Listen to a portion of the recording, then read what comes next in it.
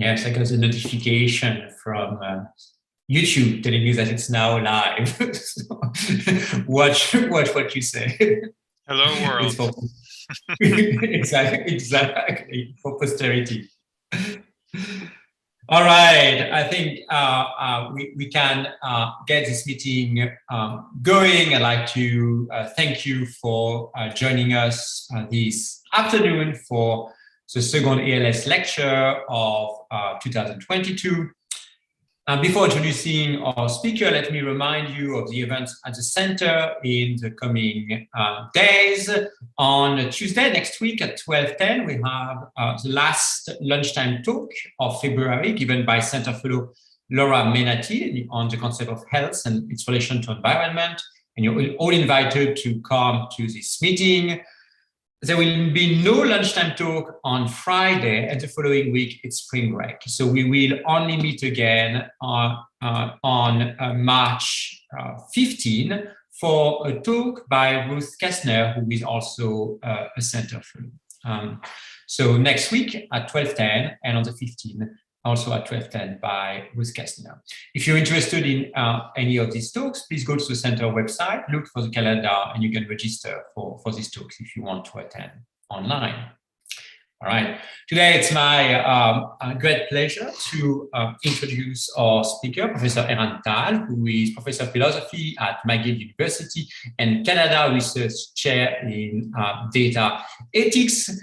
With respect to the letter, I highly recommend you have a quick look to his projects website, measurebetter.org, which is a very informative website. Professor Eran just specializes and is very well known, I suppose, for pretty much all of you because of his work on measurement. And I think it's barely an exaggeration to say that the topic of measurement has become what it is, namely one of the important cutting-edge topics in philosophy of science, thanks to his work. I think Eran has tirelessly for now more than 10 years, 15 years, work on the topic, refine our understanding of measurement and the set of options one might have about understanding measurement, and has developed, in a sense, a series of topics around the question of measurements and philosophical debates around the question of measurement. So it's been a very substantial contribution to the philosophy of science. More recently, and I suppose back in connection to the Canada Research Chair, he's also working on measurement, but with a focus on big data, artificial intelligence, and also health, which I suppose is an expansion of his past research toward related but somewhat new domains. So it's a real pleasure to welcome you, and I'm looking forward to your talk. Thank you very, very much, Edward, for this very, very kind introduction. I'm going to share my screen, and I want to thank Edward and the organizing committee for inviting me to speak today. I wish I could be in Pittsburgh in person. It's a shame that the health restrictions are preventing me from being there and meeting all of you in person. But I hope the discussion can at least somewhat compensate for that. The work I'm about to present is a combination of some work that I've been doing over the years with some very new work that I'll be presenting for the first time. So I'm especially excited to hear your thoughts on those parts. So the title of the talk is Measurement Outcomes as Best Predictors. And I want to start it with a quote from Max Planck, who said, "An experiment is a question which science poses to nature, and a measurement is the recording of nature's answer." Planck here expresses a widely shared expectation that we have from measurement. Namely, we expect measurement to serve as a kind of window to nature, to transmit facts about the properties or states of a natural object or event. And in this talk, I will try to see how measurement can do that, try to explore the question of how measurement achieves this status, how it fulfills this function. First of all, I will try to answer the question, what is a measurement outcome? What is the content of the knowledge claim that we call a measurement outcome? What makes a measurement outcome accurate or inaccurate? And finally, what justifies the use of measurement outcomes as scientific evidence? It is often taken for granted that measurement produces claims that we can use as scientific evidence. But it's rarely motivated and justified exactly what makes us justified in using the results of measurements as scientific evidence. And the main challenge that will drive this talk is what I call the challenge of context. Here you can see a caliper, a very common measuring instrument. And when we use this caliper, what we want to learn about is about the length or the diameter of the object between the caliper's jaws. So the kind of claim we want to generate with this measurement is of this form. The diameter of object X is 19.86 millimeters with an uncertainty of plus or minus 0.5. This claim is unconditional in the sense that it's not conditioned on the particular circumstances of the measurement. It's not conditioned on assumptions about the caliper or the operation of the caliper or the environment in which we perform the measurement. But when you look at how measurement outcomes are justified, when you look at the literature on metrology, that is the science of measurement, and you see what work metrologists do and the kind of procedures they follow in order to establish measurement claims, what metrologists in fact justify is quite a different claim. It's something like this. Under a set of assumptions about the measurement process, the diameter of object X that best predicts the pattern of caliper indications is 19.86 millimeters with an uncertainty margin of 0.25. This claim is doubly contextual. First, it's contextual on some assumptions about the measurement process. And second, it's contextual in the sense that we have a relationship of prediction. What we take to be a measurement outcome is a predictor of a pattern of data, a pattern of indications, or in this case, caliper readouts. And later in this talk, I'll explain what I mean by a best prediction. But if I'm right, if this is what metrologists in fact justify when they calibrate a caliper, there is an interesting duality to measurement. There are two perspectives one could take on what a measurement outcome is. The object-oriented perspective, under which a measurement outcome is a claim about an attribute or of an object or event. On the other hand, the practice-oriented or best predictor view, which is in practice what metrologists establish, is something quite different. A measurement outcome is simply an optimal predictor of a pattern or some patterns in empirical data. And the same goes for the answers to the other two questions I started with. In the object-oriented view, measurement outcomes are accurate insofar as they approximate the correct values of the attribute. But from a practice-oriented perspective, when you ask, well, how do measurement experts in fact evaluate the accuracy of measurement? What you see is that they don't evaluate how well the measurement outcome approximates some correct value. Rather, they evaluate the predictive accuracy of a predictor. Measurement outcomes are accurate insofar as they accurately predict a pattern in the data. And finally, on the third question, the object-oriented view would say, Well, measurement generates evidence through its causal link with the attribute being measured. There is a causal link connecting, say, the length of the object being measured to the indications being produced by the caliper. But again, when you ask what do metrologists justify when they justify the evidential power of their measurement, from a practice-oriented perspective, what you see is that measurement generates evidence by establishing the coherence and security of predictors, of patterns in empirical data. So what metrologists, in fact, establish is the coherence and security of their predictors. And I'm going to explain what those terms mean later on. But as an overview of what I'm going to talk about, the main claims I want to convince you of is that, first of all, both of these perspectives are correct, but they differ importantly in their scope and in the level at which they describe measurement. They describe measurement at different levels.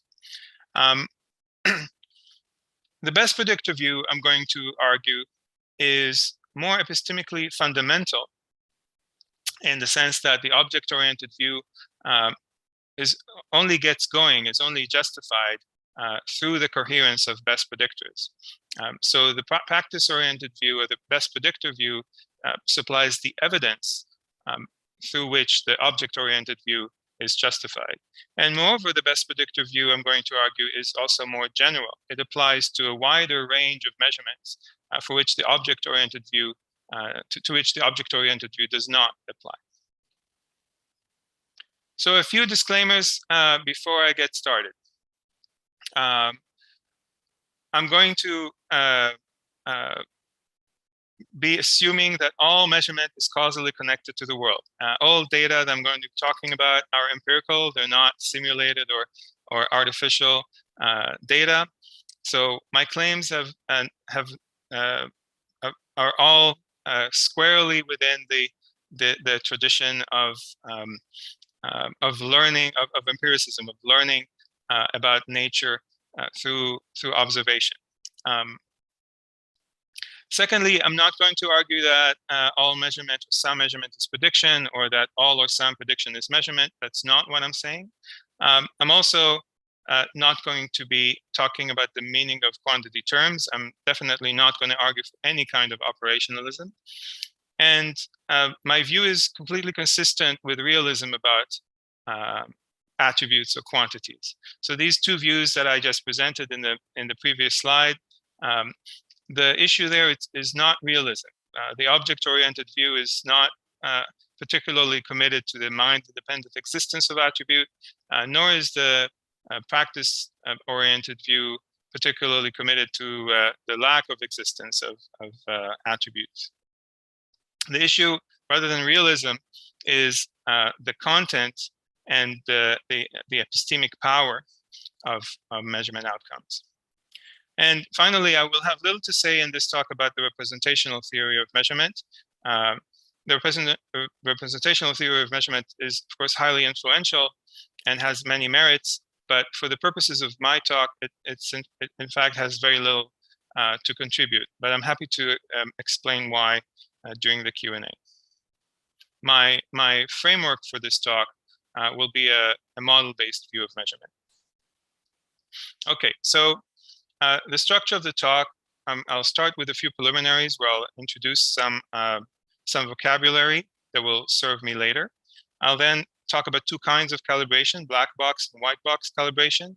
I'll then return to the two perspectives I started with and try to see what their relations are to each other.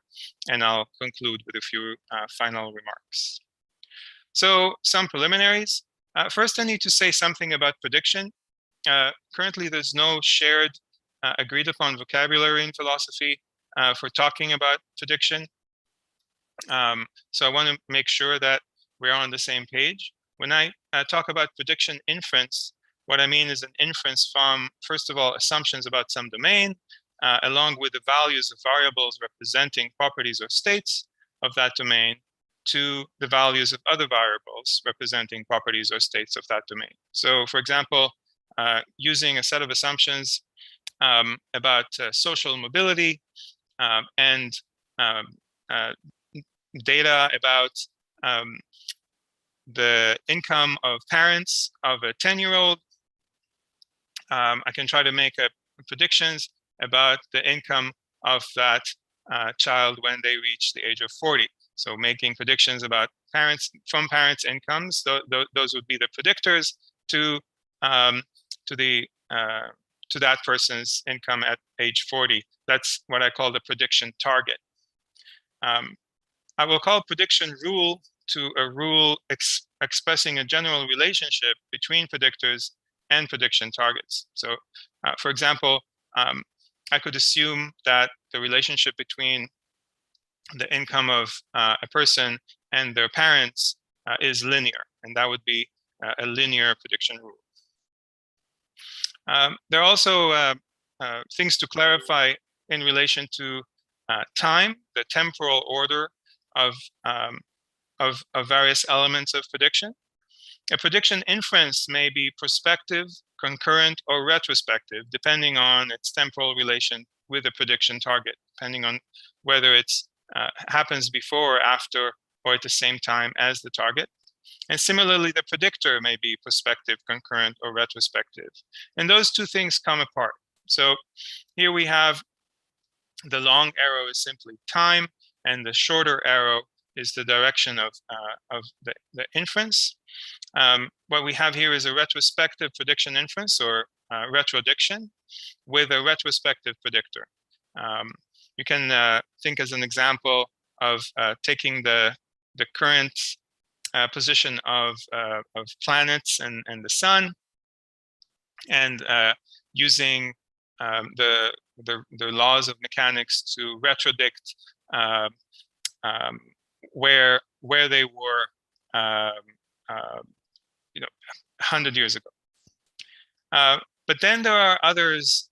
There's another kind of retrodiction, a retrodiction with a prospective predictor, and this is a very common kind of inference when you're testing a predictive model. For example, when you want to predict a patient's risk of heart disease based on their medical records, you test your model based on past data of heart disease, and see whether the model provides accurate prediction. Okay. Now some vocabulary related to measurement. When we talk about the outputs of measurement, there are three things we need to distinguish among. First is the instrument indication. That's simply a property of the instrument in its final state after the measurement is complete. Examples are the color of the pH tester after it's been dipped in the solution, or the position of the ammeter needle, say between the 1 and 1.1 marks on the dial. Then there are quantified instrument indications. Those are simply indications that are mapped onto numbers. These are not yet measurement outcomes, because measurement outcomes, at least under the object-oriented perspective, are no longer properties of the instrument. They are knowledge claims about the object that is the target of measurement. It's a knowledge claim attributing a quantity value to the object or to the event. So examples here are the current in the wire is such and such ampere, or the acidity of the solution is so many pH.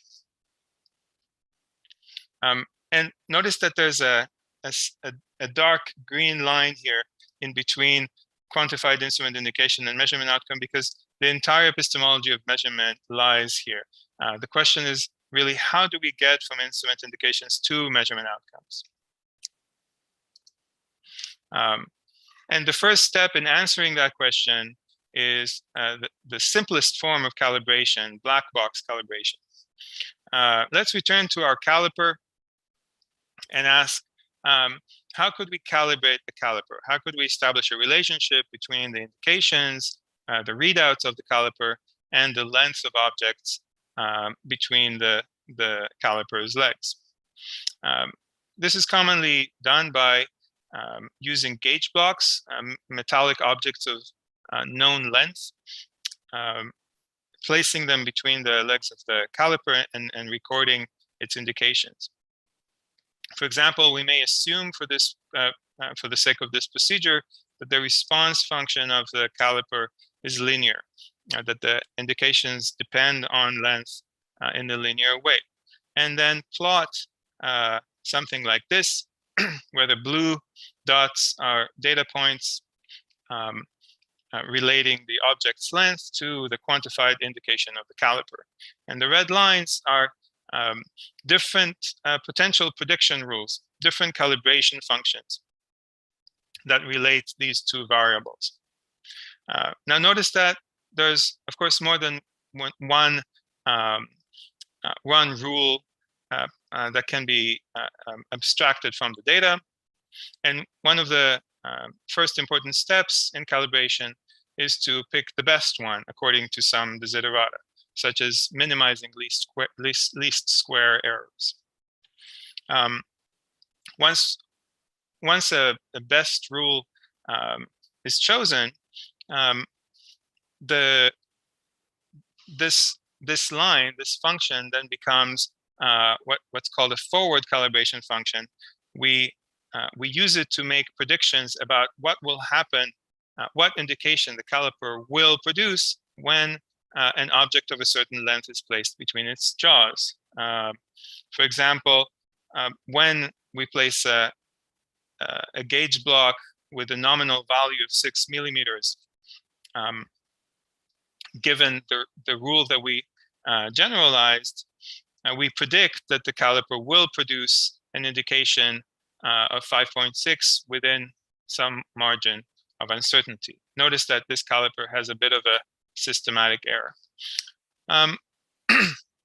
Now, this is just so far a run-of-the-mill prediction. To be specific, it's a retrodiction with a prospective predictor. But of course, what we want to learn about is not the indication of the instrument. We want to learn about the lengths of objects beyond the sample of gauge blocks, new objects whose lengths are unknown. And this is the second step where the function is inverted. We place a new object between the jaws of the caliper, and it generates the indication 5.6, or perhaps we repeat the measurement and take the expectation value. And what happens then is an inversion of the original prediction.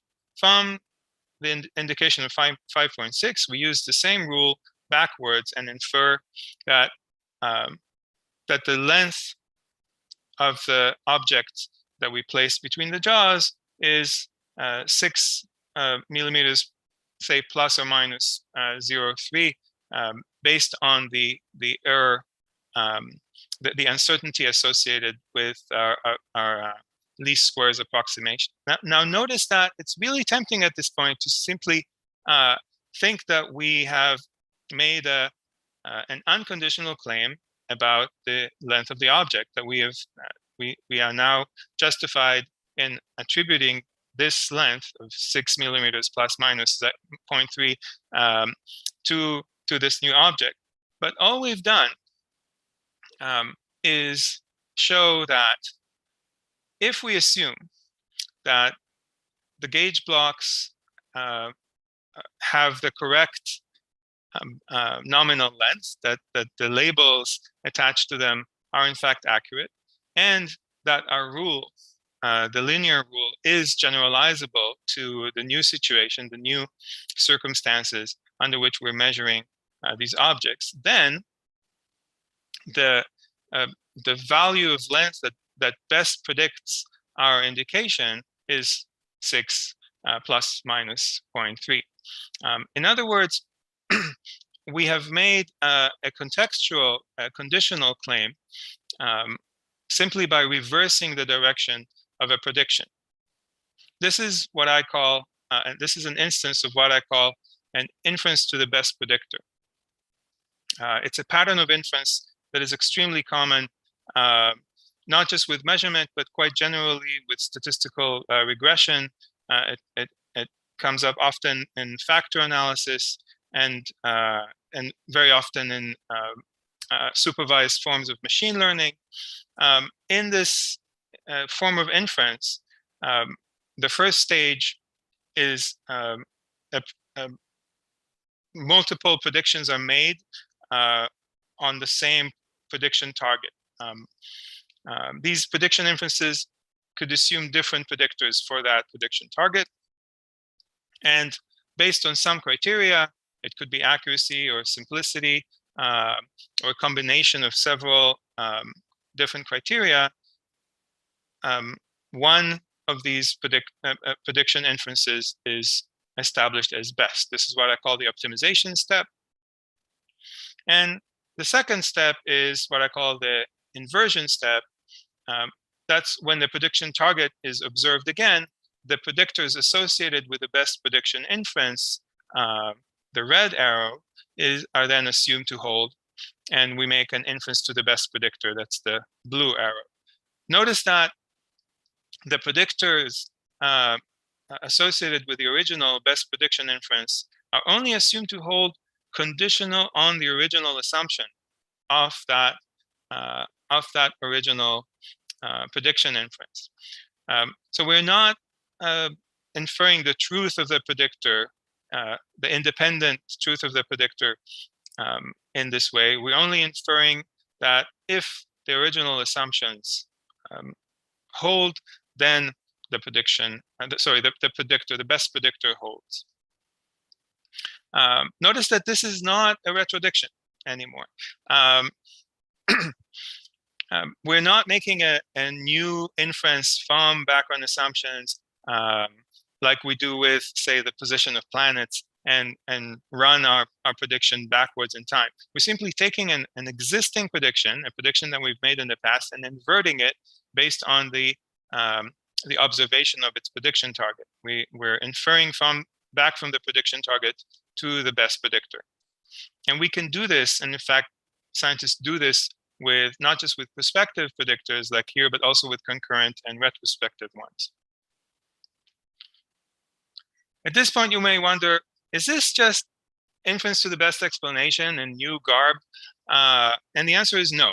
A best predictor need not be a cause or nor an exponent of the data. It doesn't even have to be independently true. It only needs to hold under this the assumptions of the original prediction inference. Here we have a few examples of best predictors in the scientific literature. And you can see right off the bat that a best predictor doesn't have to be an explanation. In some case, like smell loss and COVID, the predictor may in fact be the effect. And in some other cases, it may have quite a complex relationship with a prediction target. But we would want to hold back, presumably, from saying that education explains long life or that intelligence explains job performance. So all we really need for a best predictor inference is two variables that co-vary in a roughly bijective way. To put things more formally, an inference to the best predictor is an answer, a solution to what mathematicians call the stochastic inverse problem, the problem of inferring the inputs of a stochastic function from its outputs. And explanation plays no role in the formal mechanism of this kind of inference. Of course, explanation could play a role in some cases. And in fact, we wanted to play a role in the case of the caliper. But so far, from what I've introduced about the caliper, we're not there yet. So far, the measurement outcome of the caliper under the black box calibration procedure is at best a hypothetical exponent. It would explain the data that the indications of the caliper were the assumptions to hold. But we haven't confirmed that the assumptions hold. We haven't confirmed yet that the gauge blocks really have the lengths that we suppose them to have, and we haven't confirmed that the circumstances of the measurement are relevantly similar to the circumstances of the calibration. That is, that the prediction rule is generalizable. So we still have to do that, and in a minute you'll see how. But first,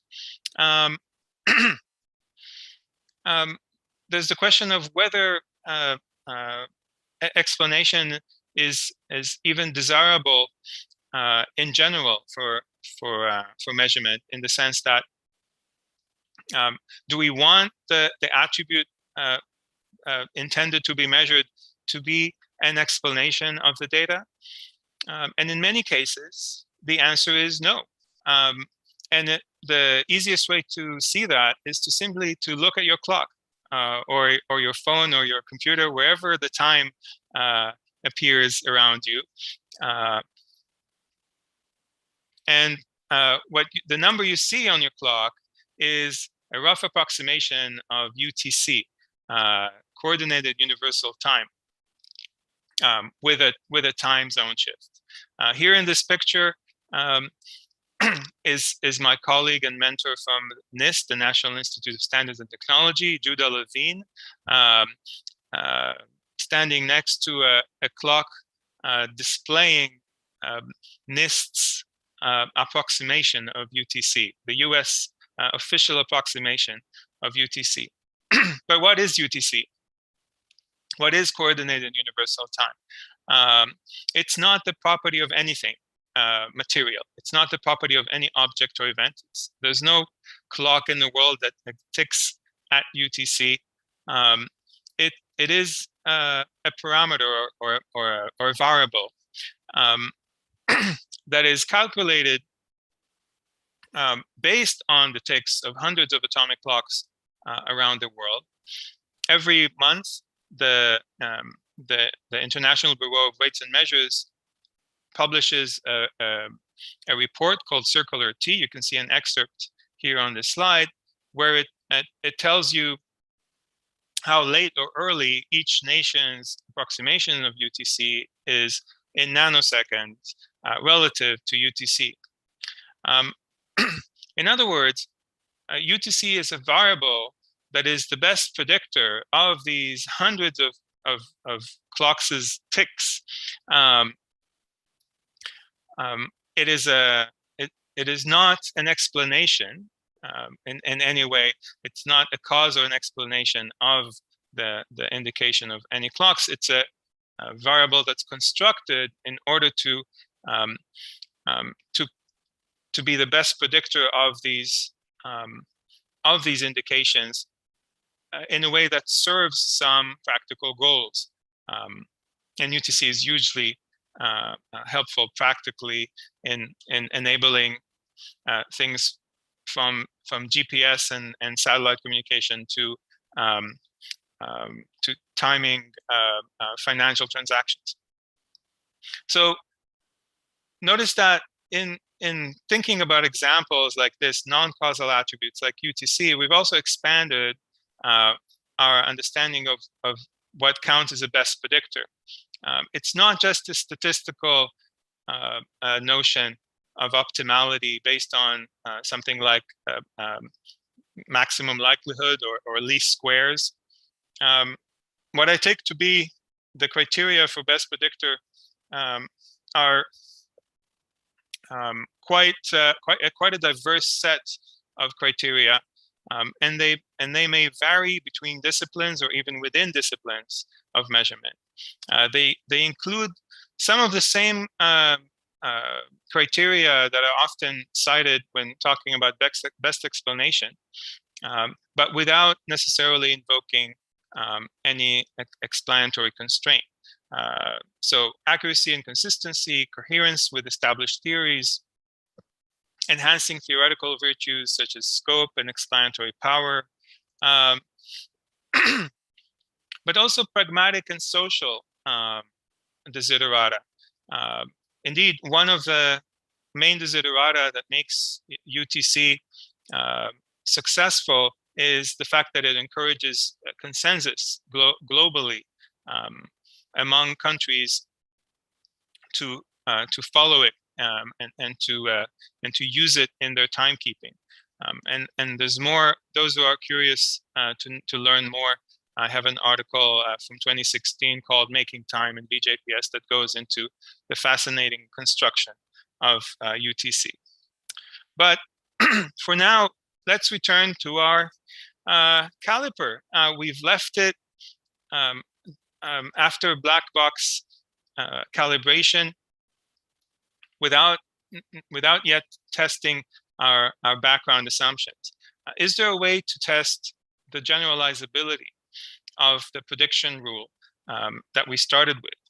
This is often done through what's called white box calibration. Now we're no longer treating the caliper as a black box, as a mere input-output device, but we're making theoretical assumptions about its internal dynamics. And you can see here in this diagram a typical way of conceptualizing the relationship between the diameter, the attribute that we're interested in measuring, and the indication, the data that we end up collecting. Lots of different interfering factors called influence quantities enter and moderate the relationship between the diameter and the indication. These include, for example, the temperature of the workpiece, the roughness of the contact between the workpiece and the leg, and so on. Metrologists who calibrate measuring instrument use these models. In this case, we have a causal model of the caliper. They solve the equations that relate these influence quantities to the quantity of interest, in this case, diameter, and they use that solution to derive a calibration function.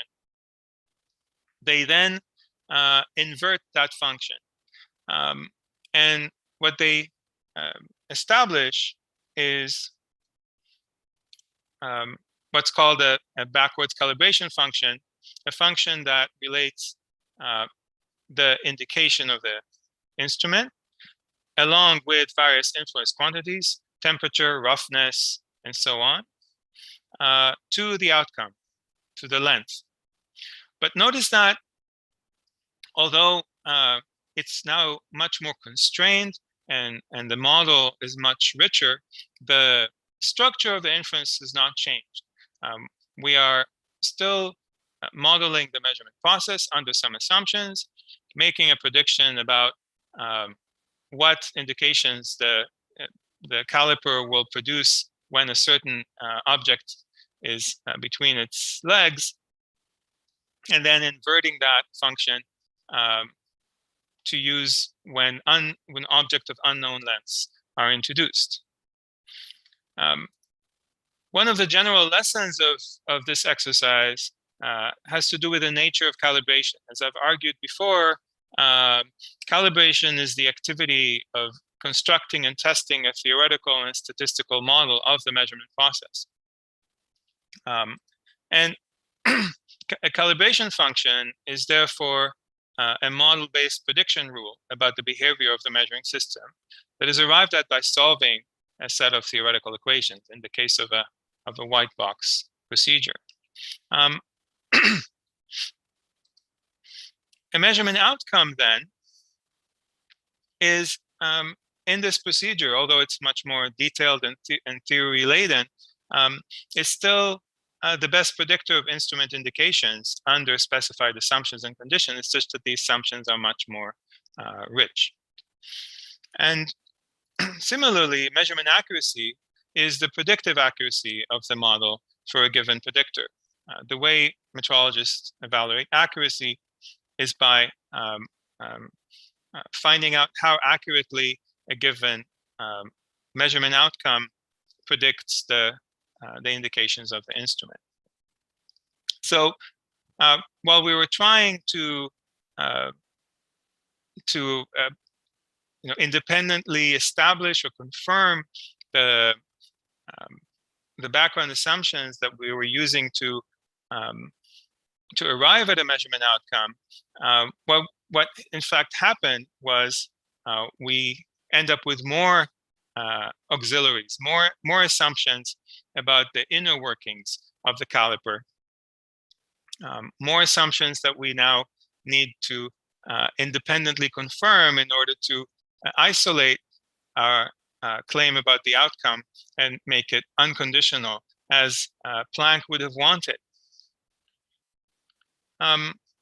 But things are in fact even worse because remember, we are still assuming that the gauge blocks are the lengths that they are, and we need to discharge that assumption too if we are to arrive at some kind of an independent assessment of the length of the object being measured. But how do we get to that? What we find ourselves in is what I call a situation of an inflation of auxiliaries. When we calibrate the caliper, we construct a model, we derive a calibration function, we invert it. But we do the same with the gauge blocks as well. In order to assess the length of the gauge blocks, metrologists measure the length of the gauge blocks through some procedure, often through laser interferometry. And since the accuracy is higher, there's even more rich theory involved in correcting various biases and background influences. But laser interferometers themselves also require modeling and correction, even more so since the accuracy is yet higher. So we find ourselves in a situation where, with increased accuracy, more auxiliary assumptions are needed.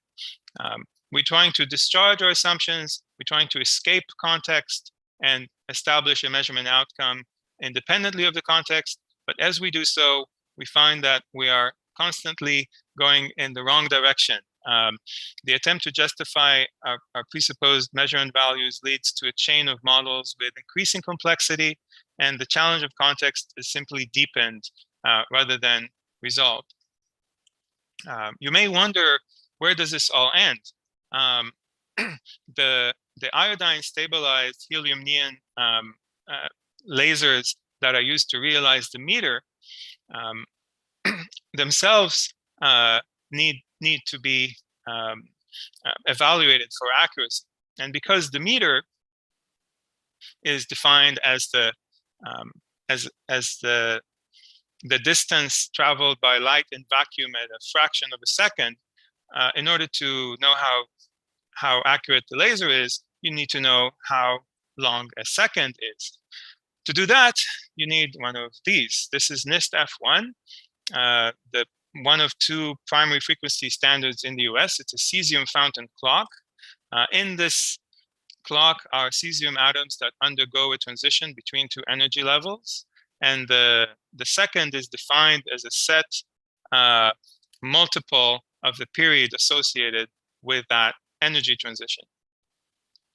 But the energy transition is defined under idealized situation, under idealized circumstances. The atoms are supposed to be floating with no perturbations, no magnetic field or gravitational fields, no thermal effects, and so on. But of course, no real atoms are like that. And in order to determine how accurate a clock like this is, metrologists have to again build a white box model of this clock. They use that white box model to create what's called an uncertainty budget. Each row in this table is a different confounder, a different influence quantity that influences the difference between the ideal frequency defined as a second and the real frequency that this clock ticks at. And what I want you to notice is that the magnitudes of some of these confounders or influence quantities is quite large compared to the total uncertainty associated with these magnitudes. So each correction here is associated with some uncertainty. The accuracy of the clock is not determined by the magnitudes of the corrections. Rather, it is determined by the total sum or quadratic sum of the uncertainties associated with a correction. This may seem like a technical point, but it's really important because the clock is deemed accurate not to the extent that its ticks approximate the ideal. Rather, the clock is deemed accurate to the extent that one can predict from its ticks, from its actual ticks, what the ideal is. The uncertainty associated with the clock is the uncertainty of a predictor. One uses the frequency of the ideal cesium, the cesium transition under ideal conditions, to predict the ticks of the actual clock, and the accuracy of the clock is the uncertainty of that prediction. So we set out to get some kind of, evidence claim, a measurement that is simply a claim about the object or event that we're measuring. And what we instead have is a problem, and the problem of evidential power. What justifies the use of measurement outcomes as scientific evidence? It seems like the more accurate the measurement outcome is, the more it looks like a hypothesis rather than evidence. It becomes more and more laden with conditions, with theoretical and statistical assumptions.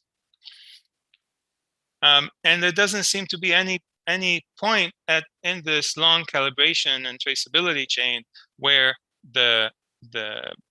those assumptions are independently confirmed. It's predictors all the way up.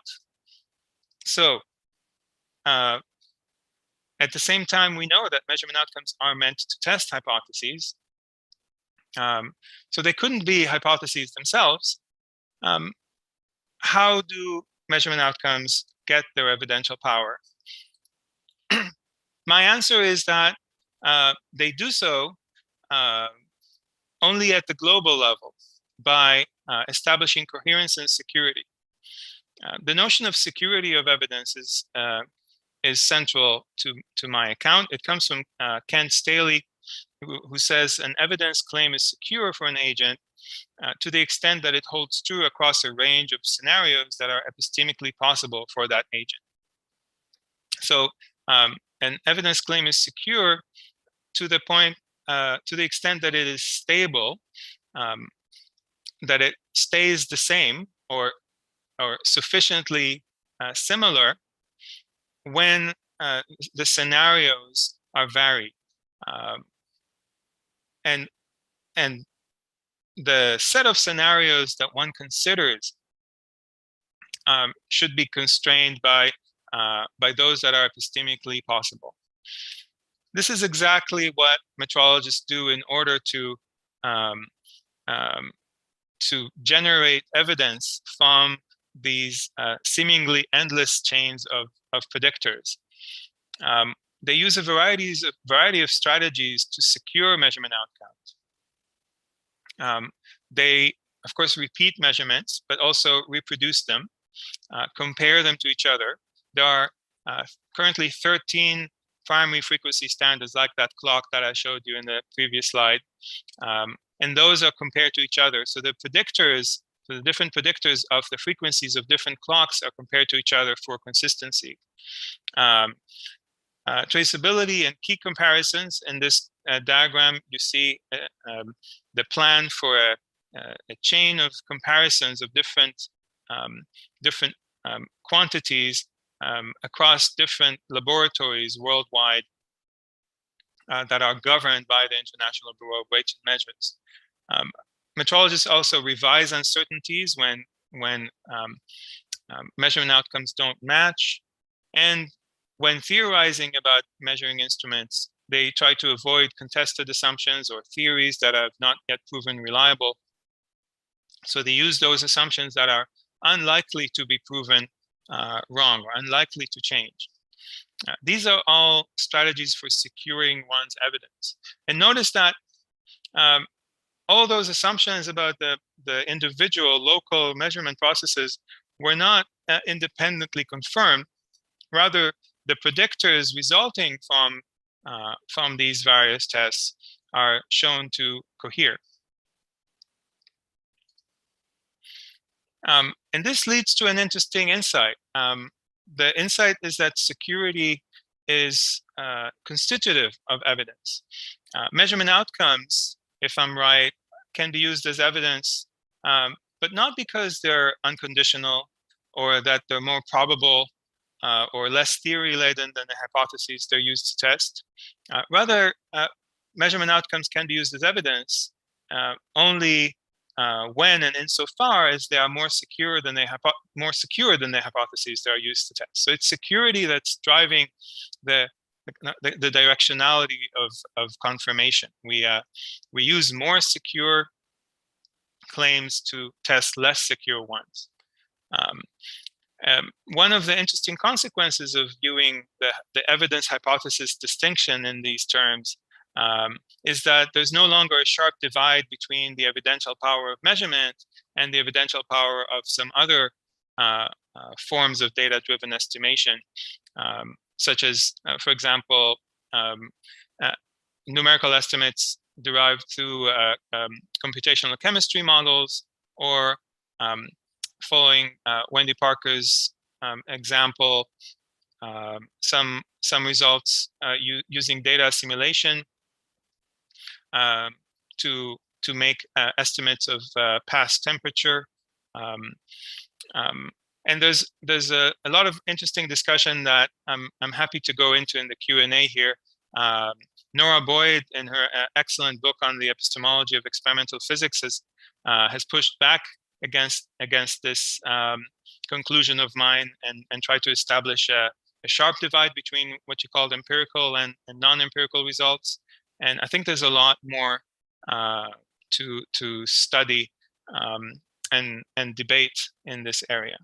But I want to press on and say something about the two perspectives I started with.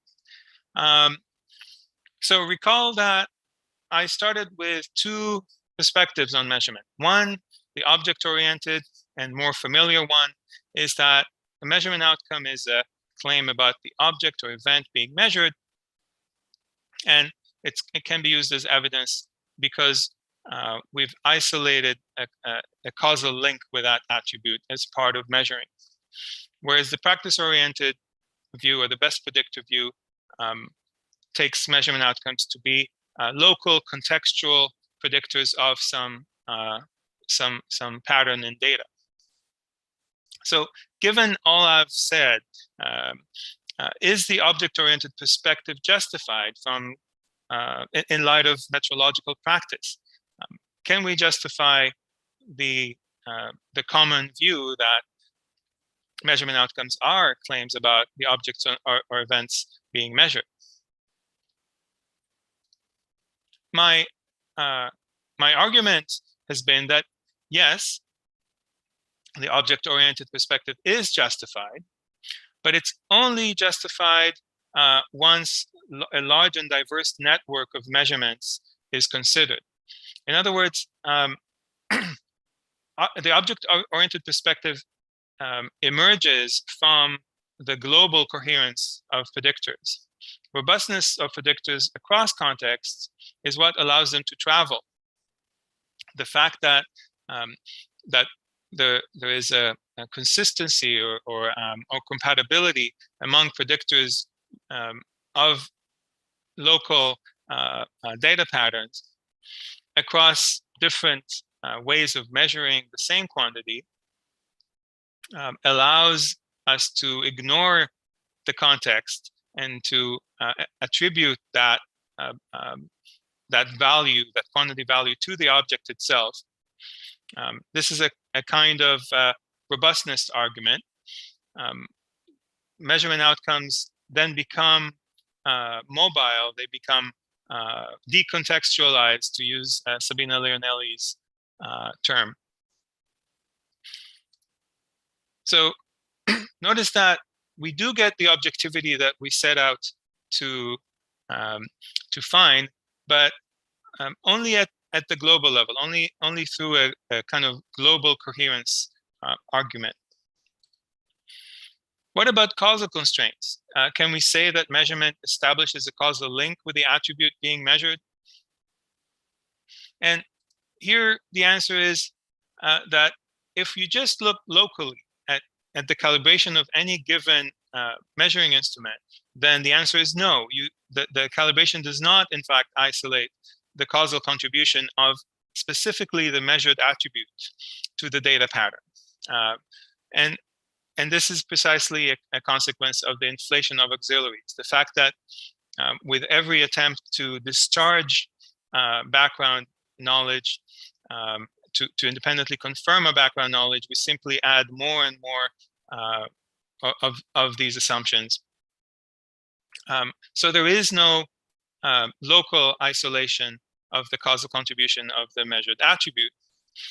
But in cases where there is a causal story that's plausible to tell about the measurement process, the global coherence of secure predictors does vindicate the causal story. And it's interesting and requires further work to see exactly how the causal story gets off the ground. But very roughly, the intuition is that the consistency of the predictors across different contexts allows those different causal stories to be connected in some way. At the same time, measurement models need not be constrained by the assumption of a causal measurement.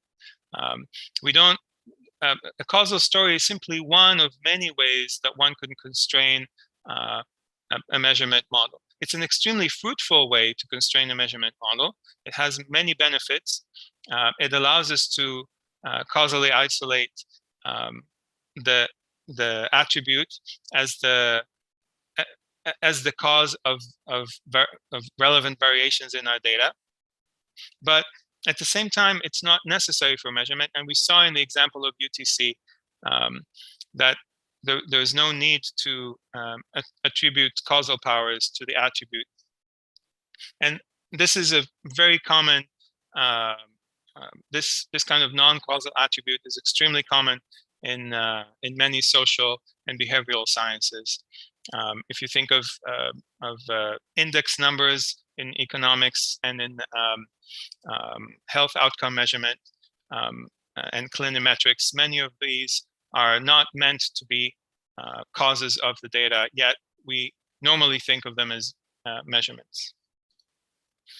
Okay, so to conclude, what I've tried to show here is, first of all, that the best predictor view is more epistemically fundamental than the object-oriented view. This may seem counterintuitive.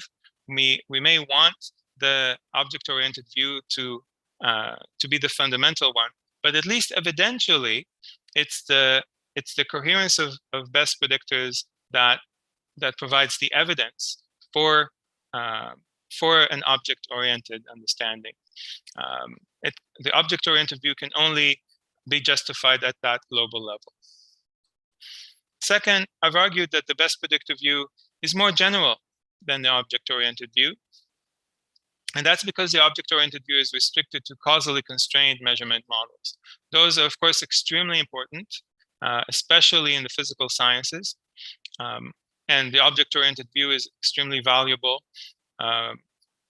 as a way not just to make sense of causally constrained measurement models, but also as a way to understand why we care about measurement. But at the same time, it's not the whole story. Many successful measurements are not constrained causally. That doesn't mean that they're simply made up or not connected to the world. Of course, like UTC, UTC is very closely connected to the world, to the ticks of many clocks. but the attribute itself being measured is not assumed to have any causal power.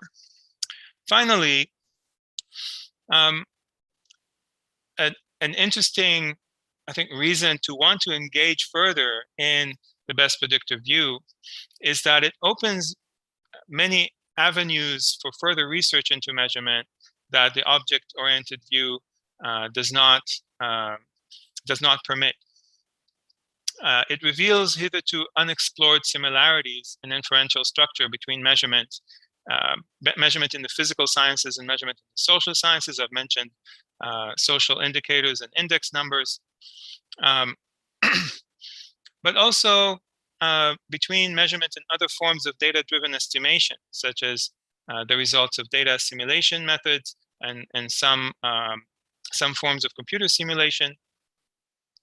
And finally, to go even further, the relationship between measurement and perception, especially under accounts of the predictive brain, is something that is, I think, interesting to explore. And the best predictor view allows us to do that, allows us to understand measurement as one family of methods within a much larger landscape of data-driven estimation methods. Thank you very much. Thank you very much for this wonderful lecture. Let me remind you how we're going to be working. If you have a question for Eran, please go to the bottom of your screen, click on the Q&A button, write your name, and I will promote you to the status of panelists so that you can directly talk to Eran yourself. And Sandy, you will be the first one. Give me a minute. Should I stop sharing my screen? Yes, that would be very nice. Yeah, thank you. Sandy, go for it. Hi, Eran. Thank you so much for that wonderful talk. I'm really excited Sandra. about the work you're doing. I do have a problem, though. And so I'm a little confused about the measurement for its own sake and measurement for science. Because of the way although you put up two perspectives, one being an object perspective, we want to measure objects in the world. That's what our scientific theories are about. That's what we're trying to intervene on. We're not trying to intervene on measurements. We're trying to intervene on things that we think they're measuring. And the other one was a practice view, but it looks like what you end up with is it's not a focus on practice, it's a focus on instruments. Because all we learn about in this predictive model is how good this model is for predicting its own future and past measurements. And once you allow for the detachment of that measurement from the causal process, from a causal process that connects it back into the objects we want to intervene on, right? Then I don't see how you get back.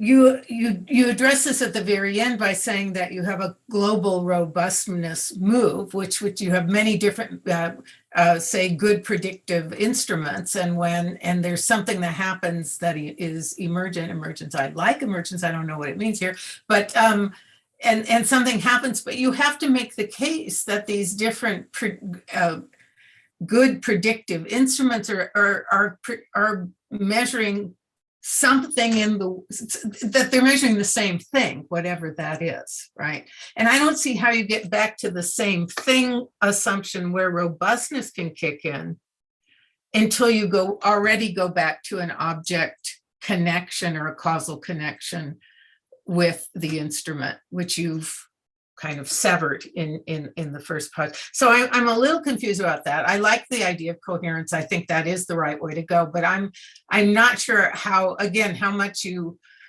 we can, and here's the stark way. Maybe you'll have a best predictor, right, of future and past measurements that turns out to be the worst predictor of the phenomena that is we'd hope causally connected to it. So I'm struggling with how you bring those back together. Great. Yeah, there's a lot in your question. So let me try to address some of your concerns. So first of all, the practice-oriented view is not just measurement for its own sake. We don't think UTC is the property of anything material, right? There's no object whose property is UTC, or no system, and yet UTC is extremely useful. We all used it to, join this talk at the right time. So just the fact that you have that you've constructed a best predictor doesn't mean that you're only interested in its properties as a predictor. You may be interested in using it to coordinate action, which is what we do with UTC. To take another example, when you calculate, when economists calculate the human development index of a country based on things like education and life expectancy, they arrive at numbers, but these numbers are, although all these numbers are contextual calculations that they follow what's called a formative measurement methodology. They're contextual calculations based on ideas of what properties, what data about a country may be relevant to assessing its level of development. These numbers end up being useful for policy making and for prediction. So I want to kind of resist the idea that the best predictor view is somehow only interesting to the metrologists. It's not. But you make another point, which is under the best predictor view, how do you know that you're measuring, that all these different procedures are measuring the same thing? I have an article called Individuating Quantities, where I answer that. The answer simply goes back to coherence. It's if you ask metrologists to first confirm that all their calipers and rulers and interferometers are all measuring length, and then figure out how accurate they are, they'll be out of work. There's no way to do that. There's no way to first confirm that all your putative length measuring instruments are all measuring length without trying to measure length and seeing whether the results agree. That is epistemically the only way we can access claims about quantity individuation. So it's not that first we know that that all these instruments measure the same thing, and then we figure out how accurately they work. We assume as a working assumption that they might be measuring the same thing. Then we try to model them based on that assumption. Then we try to see whether we can make the results agree, and if they agree within the expectations of our model, then we take that as confirmation that they all measured the same thing. So this is precisely the claim that the best predictor view is the evidentially, epistemically more fundamental one, and the object-oriented view emerges from the coherence of the predictors. Now, the last point you make,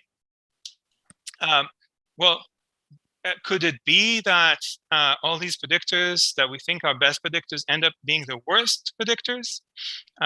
Could it be that we get all this coherence, and we're very happy that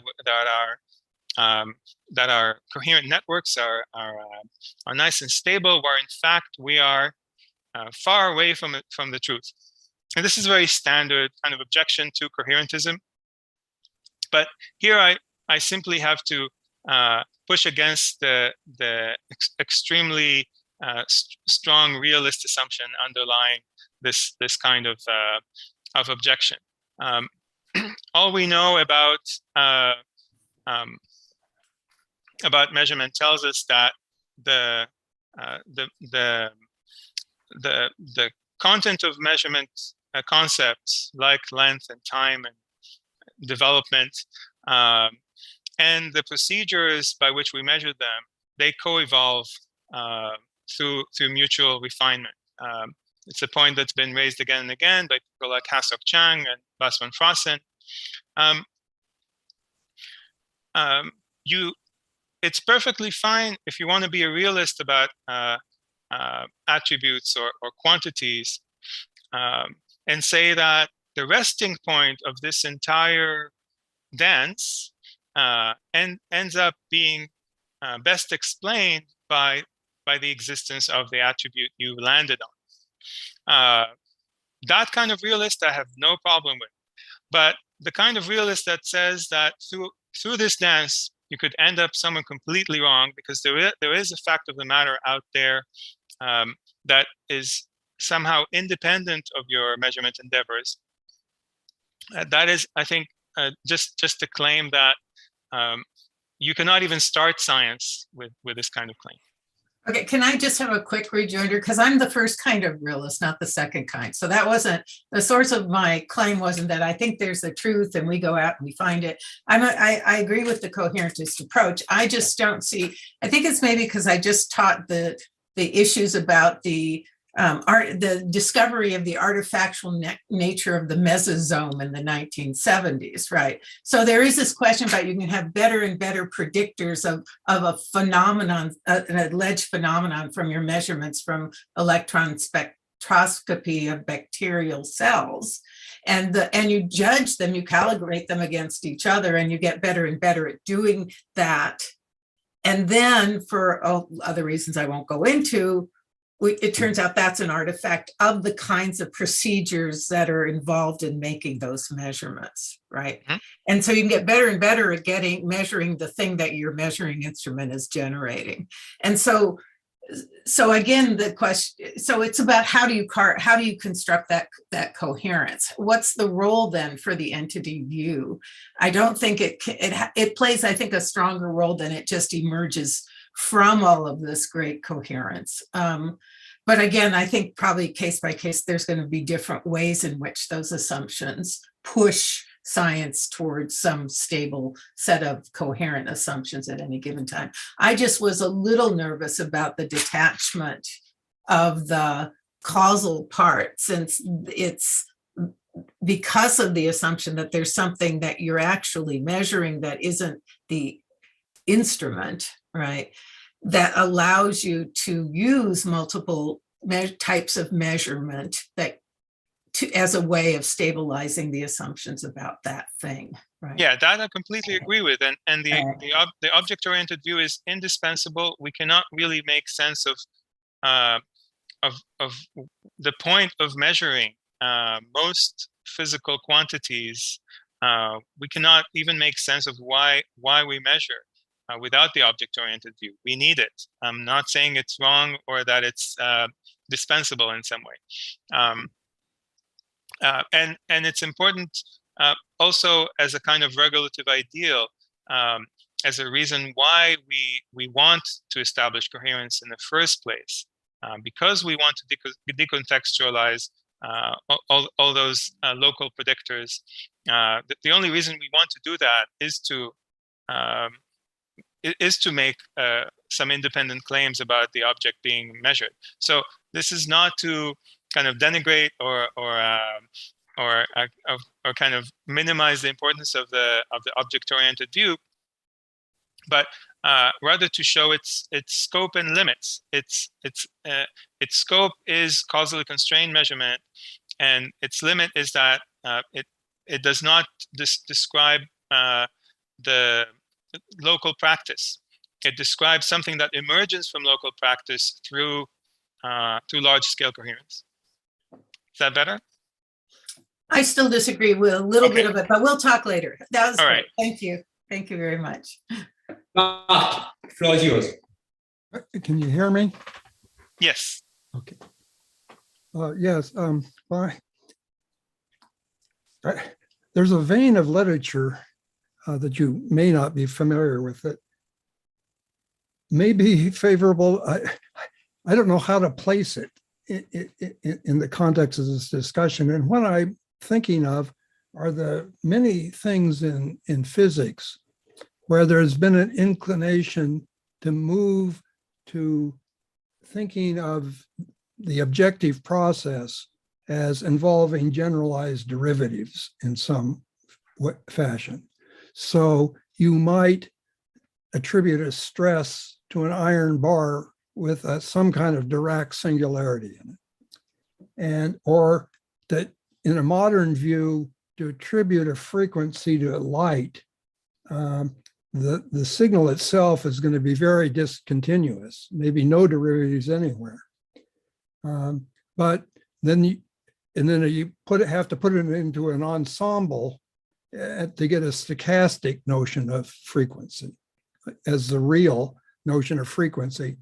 And there they'll say very strong things that the notion of frequency you're taught in elementary optics is a fiction. Okay.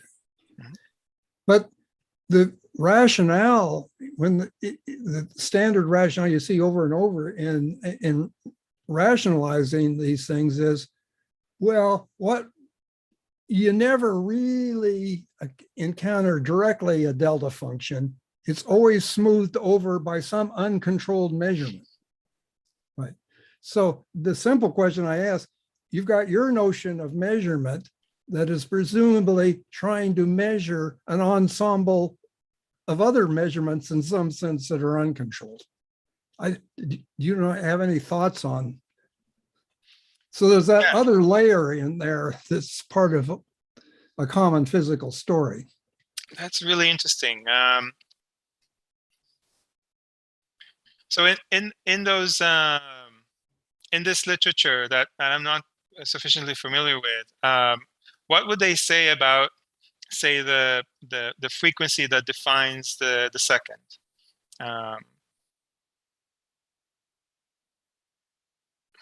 Well, I don't know about that. I mean, the evidence for not taking a classical notion of light frequency like you're taught is that if that was true, interference patterns would be a lot stronger in nature than they actually are. Okay. Right. So you have to tame the notion of frequency so it isn't so intense. And they do it by, so to be green light is you tend stochastically to have a correlation between a lump here and a lump a wavelength away, right? But it's not, that's not actually true of you, but right. Okay. So there's this intermediate layer. So the smoothness comes in that your measurements, and nominally it looks like, I'm not trying to analyze this situation because it confuses me. Nominally, we have an objective process. But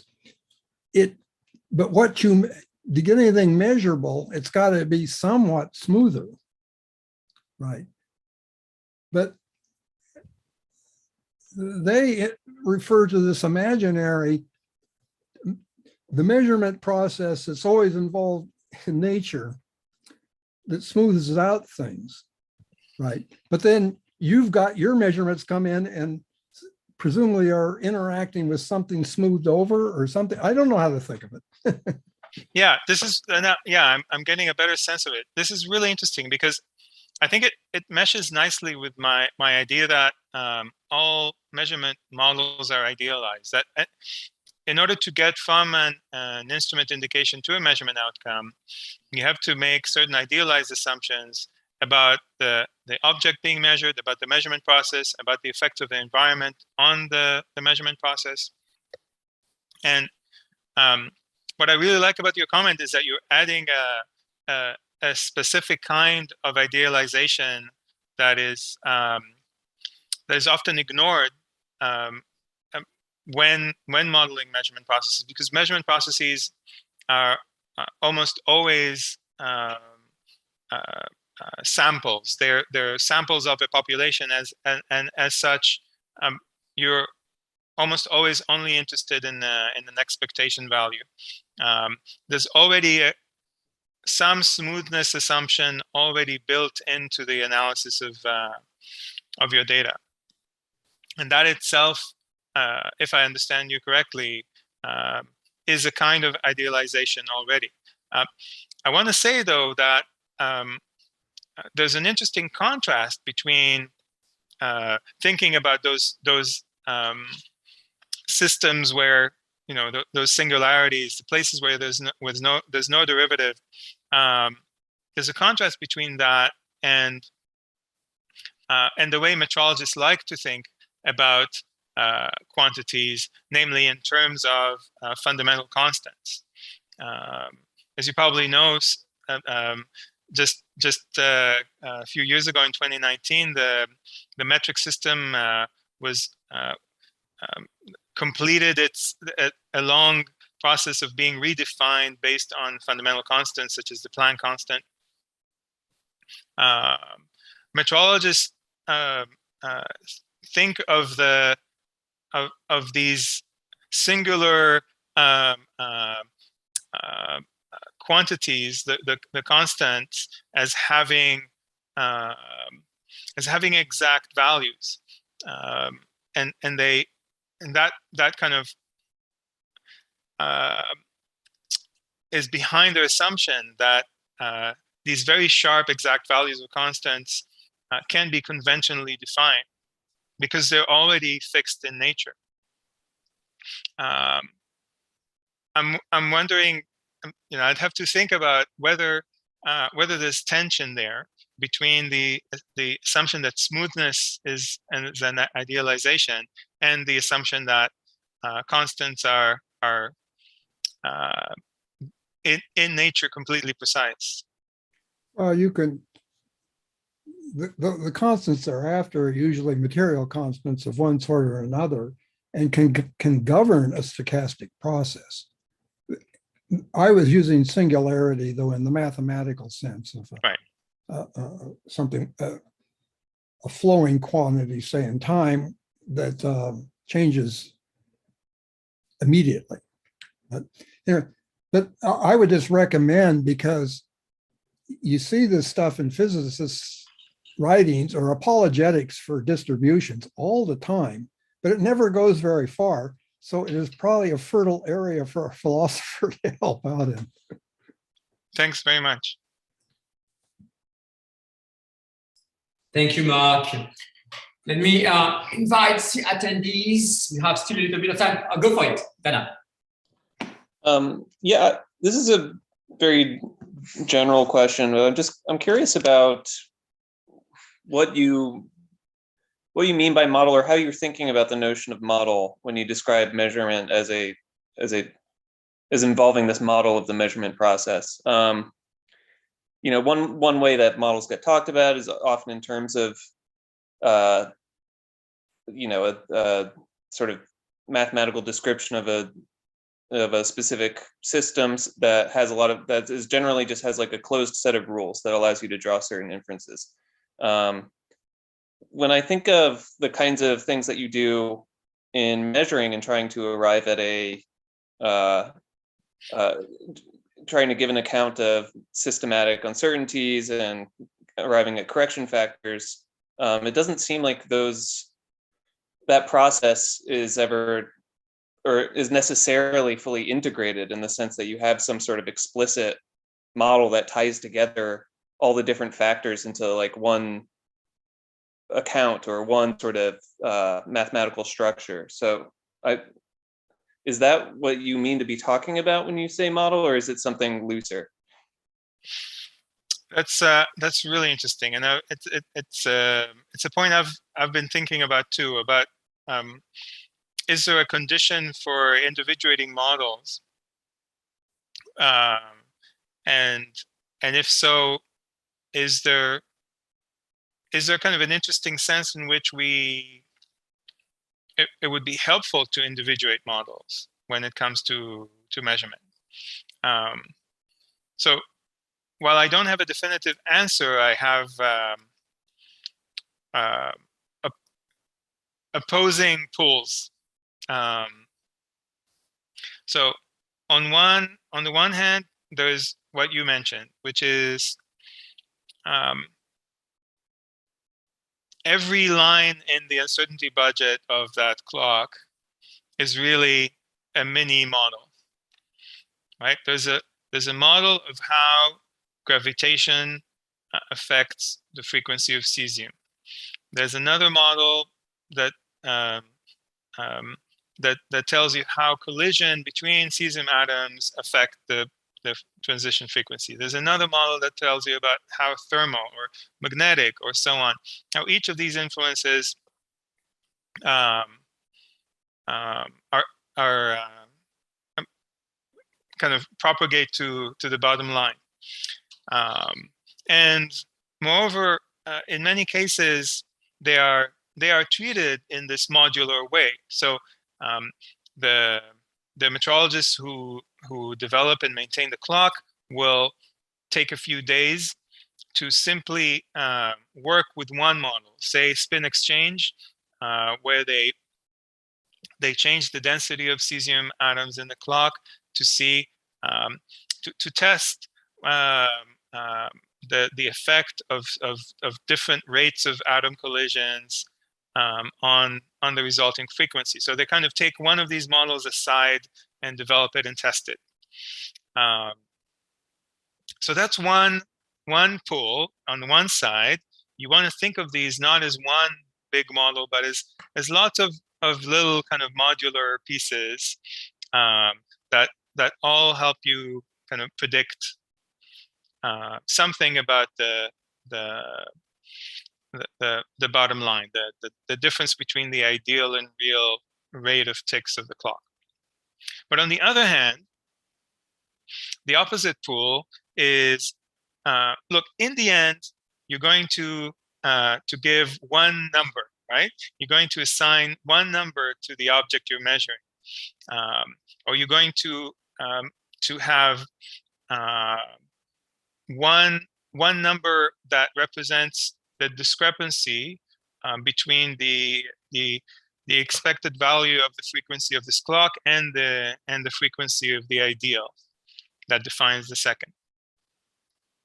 And in that respect, all these mini models are really just part of a larger ensemble. They all have to mathematically feed into the same bottom line. So this entire uncertainty budget represents one big model. I think I don't think we have to decide, but I'm happy if you think there are good reasons and you're happy. I'm happy to kind of consider reasons to push back.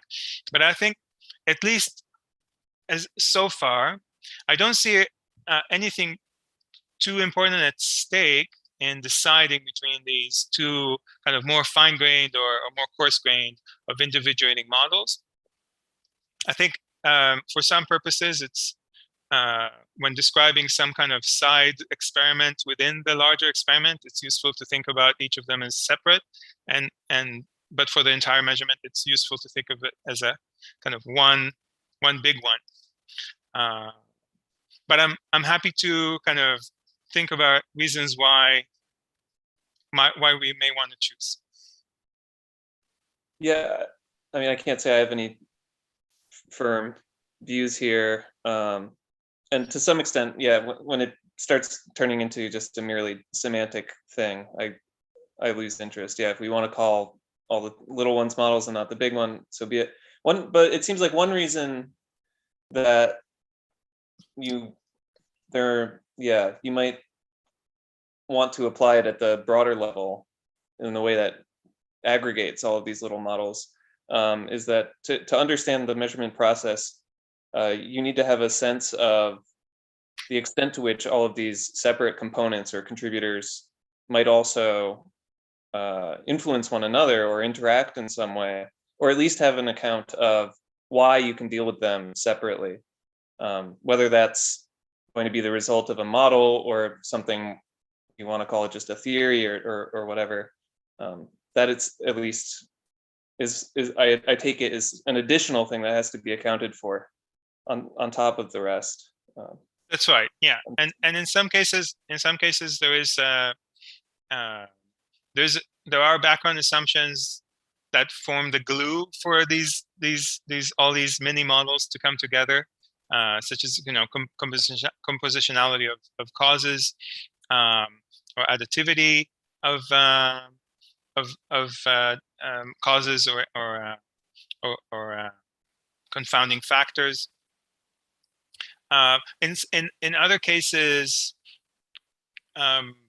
there are interactions between different confounders, and in that case, the uncertainty budget approach just doesn't work, and metrologists are well aware of these cases. One alternative way, and uncertainty budget is simply one kind of nice and linear way of propagating uncertainties to a model. But there are alternative ways that you use exactly for these more complex cases. One such way is using Monte Carlo simulations. That often happens when, for example, you have a measurement along multiple dimensions, like a coordinate measuring machines, which is kind of has a tip, and it's supposed to trace the contours of a solid object and measure its X, Y, and Z surface at various points. It turns out that the biases, the systematic errors along the X, Y, and Z they're interacting in quite complex ways, and in order to propagate uncertainties through that model, you need to make assumptions about the probability distributions of probability density functions of each different factor, and then use a Monte Carlo to sample that complex interaction, sample the space of probabilities to arrive at a measurement outcome. So some modeling exercises used in calibration are quite complex, and they take into account such interactions. And in such cases, I would be more inclined to say that we just have one big model.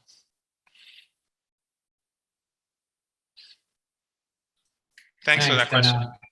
Thank you. Any further questions for Eran? Maybe meanwhile, I'll ask one, which is, I suppose, less of a question than an observation, is that somehow many of the epistemic problems, or it's actually two comments which are interrelated.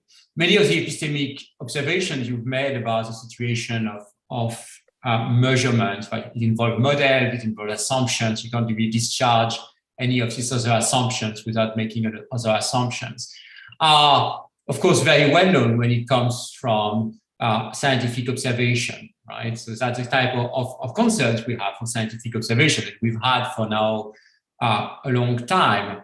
So my question maybe is whether there's anything really specific there, and maybe a subsidiary question, which is my second comment, is whether somehow the alignment of measurement and observation, the fact that it seems to give rise to very similar philosophical problems, at least on the surface, is not due to the fact that you have a fairly expensive notion of what measurement amounts to, where somehow assigning a number to inflation, so creating artificial indices, measuring philosophical, or assigning a number to philosophical constant, to physical constant, and a lot of things all counts as form of measurement. And so I wonder whether somehow the philosophical problems between observation and measurement don't get to be aligned, in part, not just, but in part because you have a very, very expensive notion of what measurement amounts to, yeah. So to in a sense, a Russian doll question. Great. So what I call the inflation of auxiliaries, this tracks the familiar pattern of kind of well-known regress arguments, such as the experimenter's regress, and there are similar problems even with qualitative observation. But the thing that is distinct about these kinds of regress problems when it comes to measurement is that unlike some cases of qualitative observation, where you do have sensory access to the property of interest, you want to know if something is red or not, you look at it.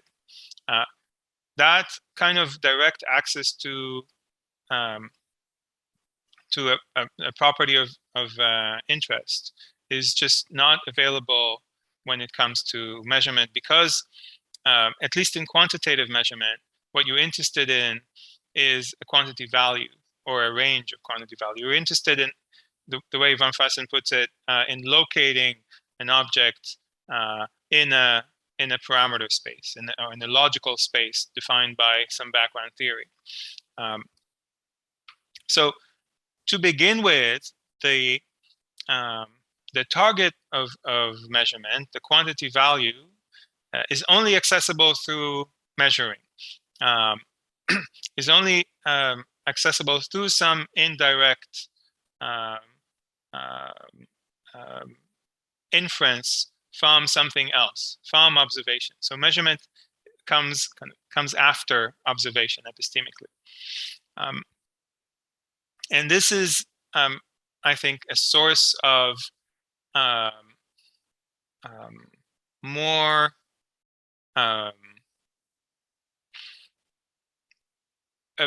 a more pernicious, more difficult kind of regress problem, because the drive to squeeze uncertainty, to make measurements more and more accurate, is in direct conflict with a drive to discharge assumptions, to take away context, to decontextualize. This kind of inconvenient trade-off between wanting to squeeze down uncertainty and wanting to decontextualize your results is, I think, special to quantitative estimation. I don't think it generalizes to observation at large. So that's the first part. My first part is, did I understand the point? Am I answering the? Totally. I mean, I think your response is really interesting. I'll just note that, at the beginning anyway, not at the end, but at the beginning of your response, you endorse a very narrow notion of observations that directly connects to perceptual experience. But one might think that there are many forms of observation, such as cosmological observation, psychological observation, that also are the results of long chains of inferences, right? Of course, and are not in any way, connected to. Yes, of course, and I'm not trying to reduce all observation to this extremely naive. I mean, I think just the term observation is used in a huge variety of ways, and I'm definitely not trying to reduce all of them to some kind of direct and unambiguous observation. But that still doesn't address your second worry, which is me being a lumper. I have a kind of a very wide understanding of what measurement is. That includes things all the way from atomic clocks through determinations of Planck's constant to psychometric questionnaires and even seemingly dubious practices like the APGAR score, which is the score given to a newborn to predict whether they need to go to intensive care. Wouldn't I make everyone's life just much easier by saying that we have all these different forms of measurement, and they each follow their own kind of internal logic? The answer is that I want both. I want accounts of particular kinds of measurements, but I also want to see what all these things that scientists call measurement have in common. So for example, what I call causally constrained measurement or causally constrained measurement models, sometimes called reflective measurement models in the psychometrics and structural equation modeling literature. Those are an interesting subset of measurements. They're not. They don't cover only in all physical measurement. They don't cover only in all psychological measurement. They cut through disciplines in an interesting way. So identifying an inference pattern across different sciences and trying to see what these kinds of measurements, the causally constrained one, have in common, I think has value, even if it doesn't generalize. At the same time, what I call the best predictor view, I think does generalize. And I think we can have quite general insights into seemingly disparate forms of measurement, like measurements with atomic clocks and the Human Development Index, if we think about measurement outcomes as the best predictors of their of some set of data. Whether or not that will turn out to be fruitful is still an open question. This idea of a best predictor is quite new, and the last slide in my presentation was simply an invitation to those who are interested in exploring it further. One thing I'm doing right now is looking at the relationship between measurement and machine learning, where a similar pattern of inference from data to the best predictor of data occurs without often any appeal to explanation. And moreover, often machine learning outputs are used as evidence, increasingly so in a context such as medical diagnosis and various contexts of risk assessment. Do these forms of data-driven estimation have anything in common in measurement? Can we learn something from our theories of measurement about machine learning, or perhaps the other way around? I think there is a payoff to being a lumper, a cautious lumper, but still, but still, I think there is a potential payoff for a comprehensive epistemology of science. Good, thanks. That's really helpful, actually. I think we've already been going for 45 minutes of Q&A, so we're probably going to be stopping here for today. Thank you very, very much, Eran, for joining us today. We are very disappointed not to have you in person and be able to dine you tonight. But with some chance, we'll see you in Pittsburgh in November for PSA 2022. So thanks again for joining us on behalf of the center, and have a great weekend.